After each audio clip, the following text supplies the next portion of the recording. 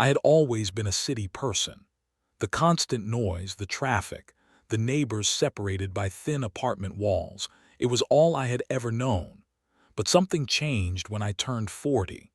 Maybe it was burnout from 15 years at the same accounting firm, or maybe it was the panic attack I had while stuck in gridlock traffic for the third time that week. Whatever the reason, I found myself dreaming of mountains, forests, and silence. It started with weekend trips to hiking trails just outside the city. Then came cabin rentals that stretched longer and longer. I would sit on wooden porches watching the sun rise over misty valleys, feeling something inside me heal with each deep breath of clean air. That was when I knew I needed to make a change. The search took almost a year. I investigated dozens of mountain properties across 3 states, saving every penny and liquidating investments to make it happen. Then one crisp autumn day, my realtor called about a new listing that had just hit the market. "This one is special, Alex," she said. 3 acres, southern exposure, and views that will make you forget your own name." She was not exaggerating. The moment we crested the hill on the private access road, I knew this was home. The A-frame cabin sat perfectly positioned on a gentle slope, surrounded by towering pines and aspens. Floor-to-ceiling windows faced a valley that stretched for miles, with snow-capped peaks on the horizon.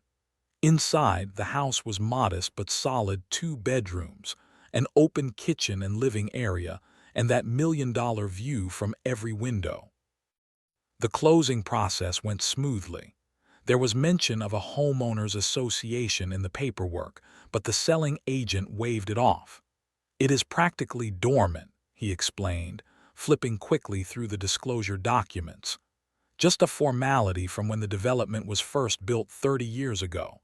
They collect a small annual fee for road maintenance. You will probably never hear from them."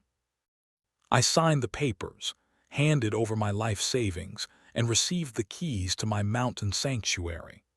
The first few months were everything I had dreamed of.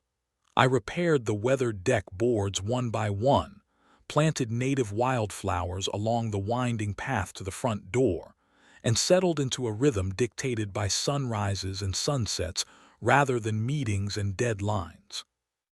Each morning I would wake with the first light, make coffee, and sit on my deck watching mist rise from the valley floor. At night, stars appeared so bright and numerous they seemed close enough to touch. For the first time in my adult life, I slept deeply, without the aid of white noise machines or sleeping pills. I had been living in the house for just over 6 months when the certified letter arrived. It seemed odd, as most of my bills were set up for electronic payment, and few people had my new address. The envelope was thick, cream-colored, with a formal letterhead I did not recognize: Mountain Pines Homeowners Association. My coffee grew cold as I read and reread the contents, trying to make sense of the formal language and accusations. According to this letter, my garden beds and deck repairs constituted unauthorized modifications to the property. Even more concerning, they claimed that portions of what I thought was my land, including part of the access road, were actually HOA common property. I set the letter down, my hands not quite steady. Looking out at the peaceful view that had brought me such joy, I had no way of knowing that this single piece of paper was about to draw me into a battle that would test every ounce of my resolve, drain my bank account, and ultimately lead to one of the most satisfying moments of justice I have ever witnessed.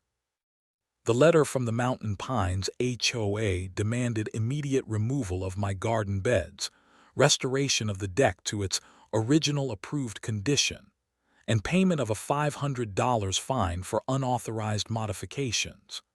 It also included a notice that my use of the access road was conditional upon compliance with community standards. The signature at the bottom read, "Margaret Harmon, President, Mountain Pines HOA."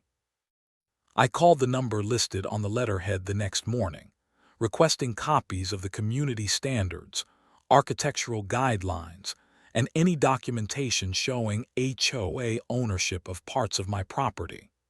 The woman who answered sounded bored when she told me the documents would be available for review at the clubhouse, but could not be emailed or mailed. The Mountain Pines Clubhouse was a small building I had driven past but never entered, located near the entrance to the development.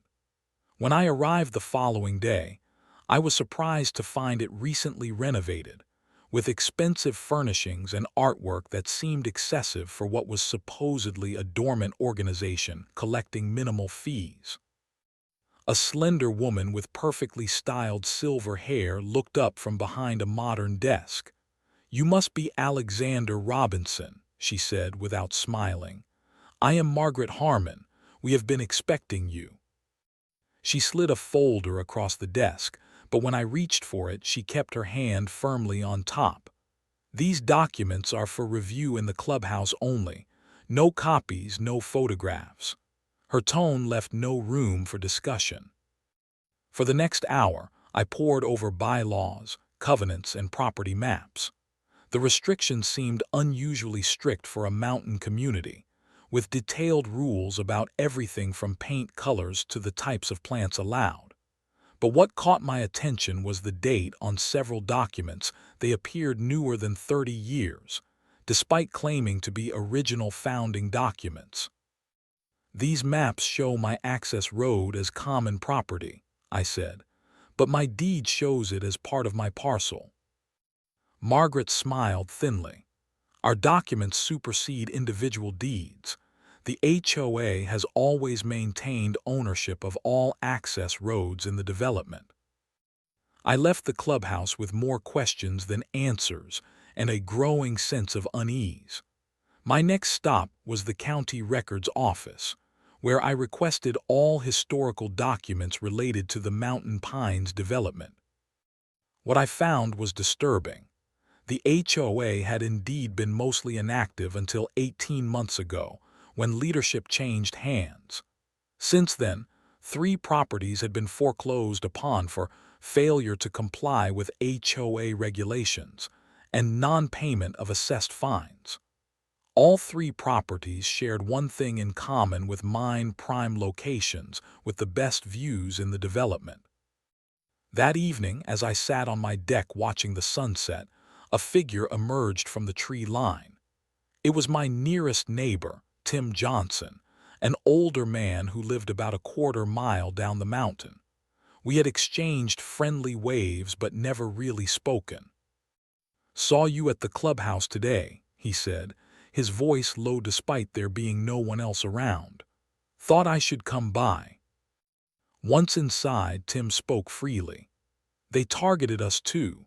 Started with small things. Our bird feeders violated wildlife regulations. Our gravel driveway needed upgrading. The fines kept adding up." "Who is this Margaret person?" I asked. "Former real estate developer from the city. Moved here with big plans. Somehow got herself elected HOA president in a meeting that most of us never heard about." Tim leaned forward. "She has been trying to gain control of the Premium View properties since she took over. There is something very wrong with those HOA documents they keep citing." Before leaving, Tim handed me a business card. "Patricia Mendez. She is a real estate attorney who specializes in HOA disputes. Several of us have spoken with her, but no one has been willing to take the lead on fighting back. We are all afraid of losing our homes." I spent the rest of the evening comparing the documents I had seen at the clubhouse with information from the county records. The differences were subtle but significant: expanded HOA authority, altered property lines, added restrictions that were not in the original documents. As darkness fell over the mountains, I could not shake the feeling that I had stumbled into something far more sinister than an overzealous homeowners association. The peaceful mountain retreat I had sacrificed everything for was now the front line in a battle I never wanted to fight. But as I looked around at the home I had fallen in love with, I knew backing down was not an option. If they wanted my property, they would have to go through me first. The violations began arriving weekly after my visit to the clubhouse. Improper garden borders was followed by unauthorized native plant species. The deck I had lovingly restored was deemed structurally non-compliant, though no specific standards were cited. Each notice carried its own fine, escalating from hundreds to thousands of dollars. When the total reached $5,300, I received a notice that a lien would be placed on my property if payment was not made within 30 days. That same afternoon, I called the number on Tim's business card. Patricia Mendez had the sharp, no-nonsense demeanor of someone who had seen every trick in the book. Her small office overlooked the downtown area of our county seat, walls lined with law books and framed newspaper articles about HOA disputes she had won. "Bring everything you have," she said after I explained my situation. "Deed, purchase agreement, every communication from the HOA, photographs of your property. Do not leave anything out." The following day, I watched as Patricia methodically analyzed my documents, occasionally making notes or taking photographs with her phone. When she reached the HOA covenants I had been given, she frowned. "These covenants have been altered," she said definitively, pointing to inconsistencies in the filing dates and document numbers. "And they absolutely have no legal right to claim your access road. That road is part of your deeded property, recorded with the county 25 years before this supposed amendment." She pulled out other files from her cabinet. "You are not the first person from Mountain Pines to contact me. Look at these properties." She spread out maps showing parcels marked in red. All premium view lots, all targeted with similar violation notices, all within the last 2 years. What Patricia shared next made my blood run cold. Through corporate filings and business records, she had connected Margaret Harmon to Alpine Vista Developments, a company specializing in luxury mountain resorts. Their recent business plan, filed with potential investors, detailed a vision for an exclusive vacation community in exactly the location where the problem properties were clustered. They are manufacturing violations to place liens, force foreclosures, and acquire prime properties at fraction of market value, Patricia explained. Then they will consolidate them for their resort project. It is predatory, possibly criminal, but they have been careful to maintain a veneer of legitimacy. Armed with this knowledge, I began reaching out to other homeowners. Many were reluctant to speak openly, afraid of retaliation. But slowly, we formed a coalition of the concerned. We met in Tim's basement one evening, spreading documents across folding tables, constructing a timeline of the HOA's activities since Margaret took control. Elaine, an 80-year-old widow, had been hit with fines for landscape neglect, despite maintaining her garden meticulously for decades. Robert and Jen, a young couple with an infant, were cited for noise violations whenever their baby cried. Others had similar stories: arbitrary enforcement, escalating fines, and communication that felt more like intimidation than community management. "We need to document everything," I told the group. "Every interaction, every violation notice, every inconsistency in their claims versus county records. Patricia says we need an ironclad case before we can take legal action." The next day, I was in my garden photographing the supposedly non-compliant plants when a black SUV pulled into my driveway. Margaret Harmon stepped out, wearing an expensive-looking pantsuit despite the casual mountain setting. "Mr. Robinson," she said, not bothering with pleasantries, "I understand you have been asking questions around the community. I am trying to understand why my property is suddenly in violation of rules that do not appear in my original purchase documents," I replied, keeping my tone even. She walked to the edge of my deck, surveying the valley view with naked appreciation. This is such a special location. The southern exposure, unobstructed views to the mountain range. Properties like this should be developed to their full potential, not wasted on modest dwellings. The implication was clear. My home was not grand enough for this setting in her estimation. People who cannot afford to maintain mountain properties should not own them, she continued, her voice deceptively gentle. This situation can become much worse for you. The fines are just the beginning. As she turned to leave, she added casually, "We have successfully removed homeowners who were far more established than you. Consider carefully before you continue down this path." I watched her SUV disappear down the road, anger and determination hardening into resolve. That evening, our group reconvened with Patricia joining us. We spread our evidence across the tables again, this time with a clear purpose. "They want a war," I told the others, my voice steady despite the knot in my stomach. "But they have no idea what they are up against. We are not just fighting for our homes. We are fighting for the right to live without fear of predatory developers hijacking our community." Patricia nodded approvingly. "Document everything. Record conversations when legal. Keep communication formal and in writing. And whatever you do, do not give them any legitimate violations to use against you." She looked around the room. "They think you are all isolated and powerless. But together, you might just be strong enough to bring them down." Our counteroffensive began methodically. Under Patricia's guidance, I commissioned an official property survey from Anderson and Associates, the most reputable firm in the county. The results confirmed what we suspected. My land boundaries were exactly as originally deeded, including the disputed access road. The survey markers were placed and officially recorded with the county, providing irrefutable evidence against the HOA's territorial claims.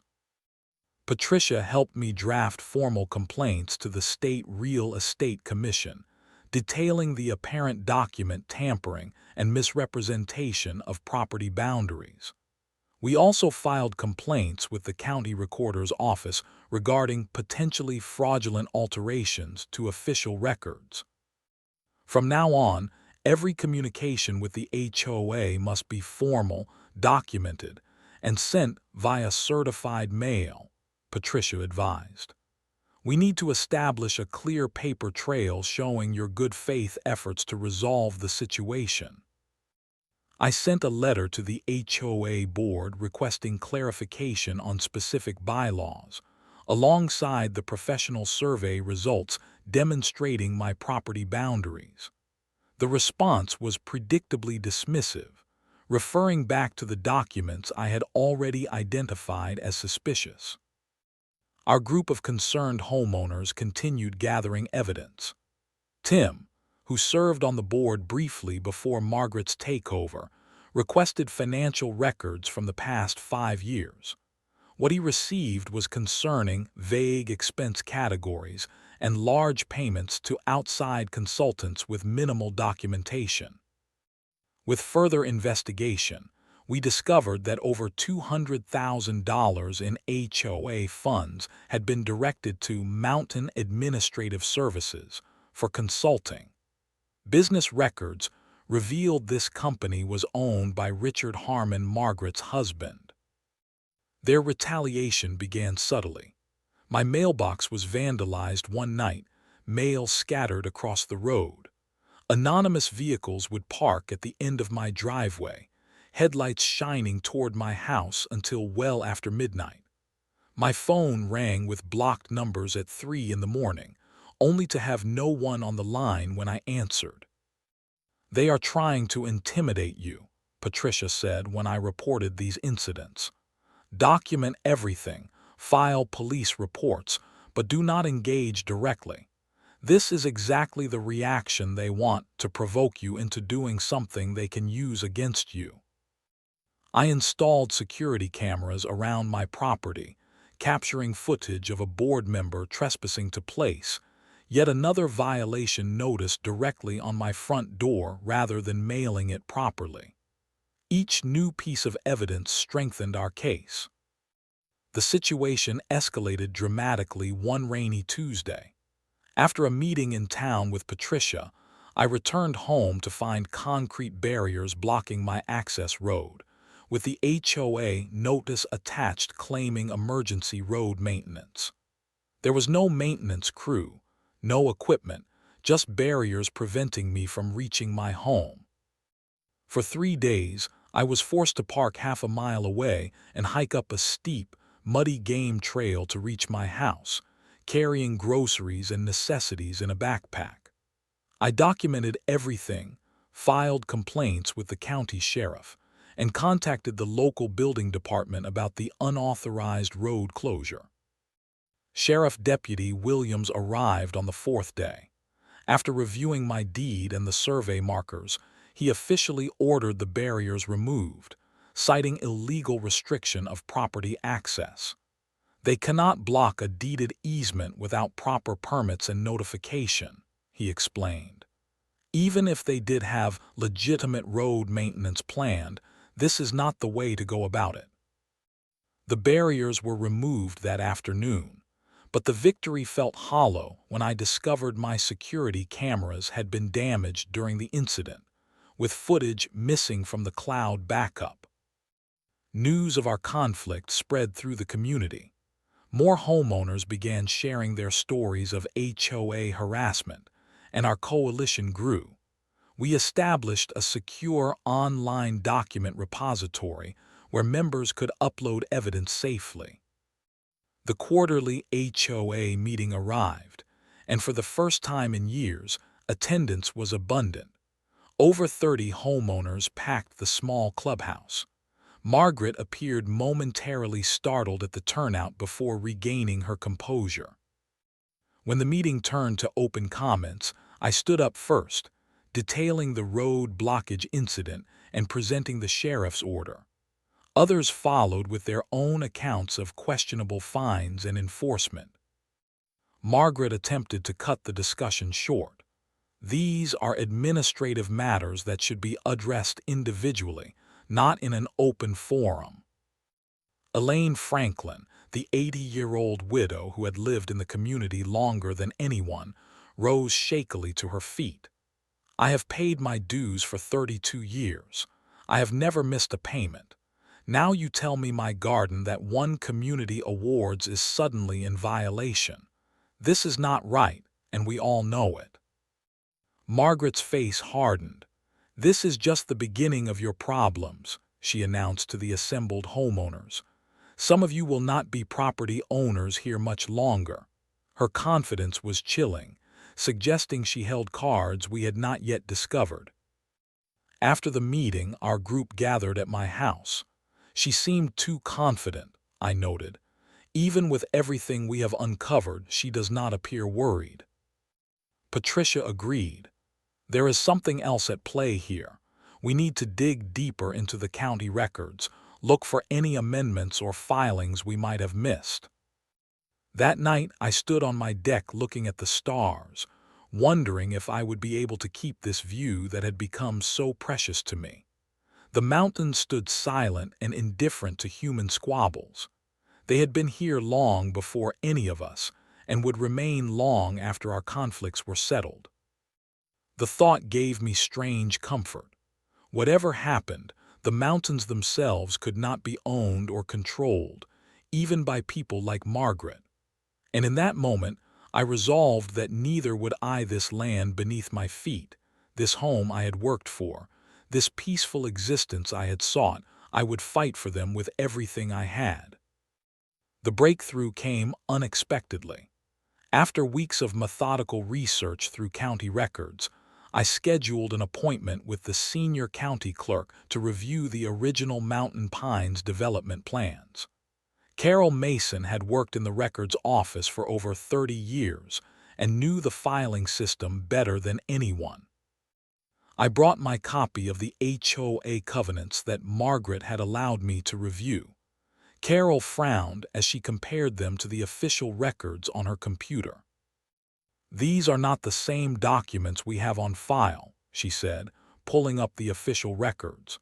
Side by side, the differences were unmistakable. Signatures had been altered, entire pages substituted, and dates changed to establish precedent for HOA claims that never existed in the original agreements. "This is very concerning," Carol said, her professional demeanor cracking slightly. "Document tampering is a serious offense. I need to notify my supervisor about this." While Carol stepped away, I took photos of the official documents for comparison. When she returned, she provided certified copies of the original filings. "These are the only legally binding documents," she explained. "Whatever you were given by the HOA has no legal standing if it differs from these." Armed with this evidence, Patricia and I began a deeper investigation into Margaret Harmon and her associates. Through business filings and property records, we uncovered the full extent of her connections to Alpine Vista Developments, a company with ambitious plans for an exclusive resort community. The company prospectus specifically mentioned acquisition of contiguous premium view parcels in our area. Their investor presentation included concept drawings of luxury cabins and amenities that would replace existing homes, including mine. Most disturbing was the discovery that the 3 previously foreclosed properties had been quietly transferred to shell companies, all leading back to Alpine Vista. The pattern was now clear: target homeowners with the best properties, manufacture violations, impose escalating fines, place liens, and force foreclosures or distress sales. I was sharing these findings with Patricia when Tim called in a panic. "They have filed foreclosure proceedings on your property," he said. "It was just posted on the county website." The foreclosure notice arrived by courier the following day. According to the documents, I owed $12,650 in unpaid fines and fees, and had 30 days to pay in full or lose my home. The financial strain had already become overwhelming. Legal fees and consultant costs had depleted my savings, and the stress had affected my work performance, reducing my income. "They are accelerating their timeline," Patricia observed. "Something has spooked them. They know we are getting close to exposing their scheme." That same week, a local reporter named Shayna Winters began asking questions. She had heard rumors about unusually high foreclosure rates in mountain communities and contacted several homeowners. Many were too frightened to speak, but I provided copies of everything we had gathered, on the condition that she verify independently before publishing. "If this is accurate," Shayna said, reviewing our evidence, "this is not just an HOA dispute. This is organized fraud." While this external pressure built, Tim's teenage son Jacob made an unexpected contribution to our cause. A computer science student at the state university, Jacob had been helping upgrade the HOA website as part of a community service project. During the process, he discovered the old HOA computer was being replaced. "They asked me to transfer the files and wipe the old computer," Jacob explained. "But they did not realize I could recover deleted emails during the process." The recovered emails were damning. Internal communications between Margaret and her associates explicitly outlined their strategy: target the Robinson property next. Once we control the road access, we can make it impossible for them to comply with maintenance requirements. Estimated acquisition timeline: 3–4 months. Another email discussed board voting manipulation. Ensure proxy votes are collected from friendly owners only. Others should not receive meeting notices until after decisions are finalized. With this evidence in hand, Patricia filed for an emergency injunction against the foreclosure proceedings. But the financial reality remained dire. The legal battle was expensive, and the stress had taken its toll on my health and work performance. That evening, I stood at my picture window watching storm clouds gather over the mountains. Rain lashed against the glass as lightning illuminated the valley below in brief, dramatic flashes. The view that had once brought me peace now felt tinged with anxiety. For the first time, I faced the terrifying possibility that I might actually lose this battle, and with it, my home and everything I had invested, both financially and emotionally. My phone rang. It was Elaine, the elderly widow who had stood up at the HOA meeting. "I heard about the foreclosure notice," she said. "I want you to know that we are all behind you. This is not just about your house anymore. This is about all of us, about right and wrong." Her words reminded me what was truly at stake. This fight had grown beyond my personal struggle to keep my home. It had become about a community standing against corruption and predatory business practices. As the storm raged outside, I reviewed our evidence once more, searching for anything we might have missed. The forged documents, the financial irregularities, the explicit emails detailing their targeting strategy, it all painted a clear picture of fraud and conspiracy. But would it be enough? And could we present it in time to stop the foreclosure clock that was now ticking down?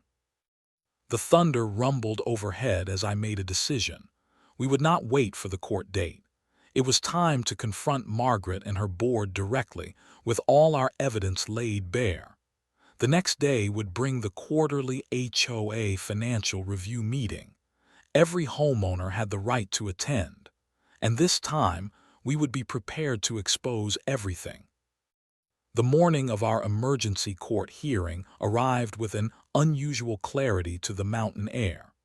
Patricia and I had been up most of the night preparing our presentation, organizing evidence into clear, irrefutable exhibits. We rushed through the security checkpoint at the county courthouse, our heavy binders of documentation setting off the metal detectors. Judge Samuel Reynolds had a reputation for fairness and no-nonsense efficiency. His courtroom was simple but formal, with dark wood paneling and the state flag hanging behind his bench. The HOA's lawyer, a slick city attorney named Harrison Wells, nodded dismissively in our direction as we took our seats. Margaret sat beside him, immaculately dressed in a conservative suit, her expression betraying nothing. Two other board members flanked her, looking considerably more nervous. "This is an emergency hearing for case number 2024 CV1872, Robinson versus Mountain Pines Homeowners Association," the clerk announced. "The plaintiff seeks an immediate injunction against foreclosure proceedings." Judge Reynolds reviewed the filed documents briefly. "I understand the urgency claimed here. Proceed with your evidence, counselor." Patricia methodically presented our case, beginning with the property survey that definitively established my ownership of the disputed road access. She then revealed the comparison between the original HOA documents filed with the county and the altered versions being used to justify fines and restrictions. "Your Honor, we have certified copies from the county records office showing material differences between the official documents and those being enforced by the current HOA board," Patricia explained, displaying side-by-side comparisons on the courtroom monitor. The evidence continued to mount. Financial records showing misappropriation of funds, corporate filings connecting board members to Alpine Vista Developments, the recovered emails explicitly detailing plans to target specific properties, including mine. Judge Reynolds listened intently, occasionally asking clarifying questions. When Patricia presented the emails discussing how to manipulate proxy votes and hide meeting notices, his expression darkened noticeably. "These allegations are extremely serious," he noted, reviewing the documents. "If accurate, they suggest not merely administrative overreach but potentially criminal activity." The HOA's attorney attempted to dismiss our evidence as selective interpretation of routine HOA management. But even he seemed uncomfortable with the damning nature of the recovered emails. After 3 hours of testimony, Judge Reynolds rendered his initial decision. "The court hereby orders the Mountain Pines Homeowners Association to cease all enforcement actions pending full investigation of these allegations.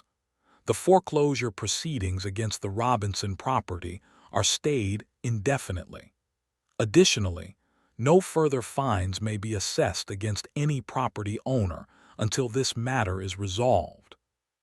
It was not a complete victory, but it was enough to stop the immediate threat to my home. The relief I felt was palpable, though short-lived. As we exited the courtroom, Margaret brushed past me in the hallway, her composure finally cracking. "You will regret this interference," she hissed, her voice low enough that only I could hear. "This is not over." Patricia and I celebrated our temporary victory with coffee at a small cafe near the courthouse. "This is just the beginning," she cautioned. "They will regroup and try a different approach. We need to be vigilant and continue building our case." I returned home that evening exhausted but hopeful for the first time in months. The feeling evaporated instantly when I saw my front door hanging askew from broken hinges. Inside, my home office had been ransacked. Property documents, including my deed and the certified copies from the county records office, were scattered across the living room floor. I called the sheriff's department immediately. Deputy Williams arrived within 30 minutes, taking photographs and notes of the damage. "This has escalated beyond civil matters," he observed grimly. "Breaking and entering, property destruction, possible theft of documents. These are criminal offenses." While the deputy was still completing his report, my phone rang with calls from Tim, Elaine, and other coalition members. They had all received anonymous threatening letters warning them to cease all actions against the Mountain Pines HOA or face consequences. The quarterly HOA financial review meeting was scheduled for the following evening. Despite the break-in and threats, our group decided to proceed with our plan to confront the board publicly. Patricia advised us on exactly what we could legally say without risking defamation claims. The community room was packed beyond capacity when I arrived.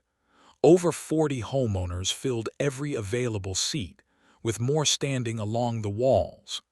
Margaret and her board members sat at a table at the front, visibly surprised by the unprecedented turnout. Margaret attempted to stick to the standard agenda, rushing through financial reports without taking questions. When she tried to adjourn the meeting early, the crowd's response was immediate. "Point of order," called Tim, standing up. "According to the bylaws, members have the right to address concerns during designated comment periods." Margaret's face tightened, but she had no choice but to allow comments. One by one, homeowners approached the microphone, sharing stories of intimidation, questionable fines, and harassment. Elaine Franklin, leaning on her cane, approached the microphone. "I have lived here for 32 years, she began, her voice strong despite her frail appearance. "I have watched this community grow and change, but what is happening now is wrong. This ends today."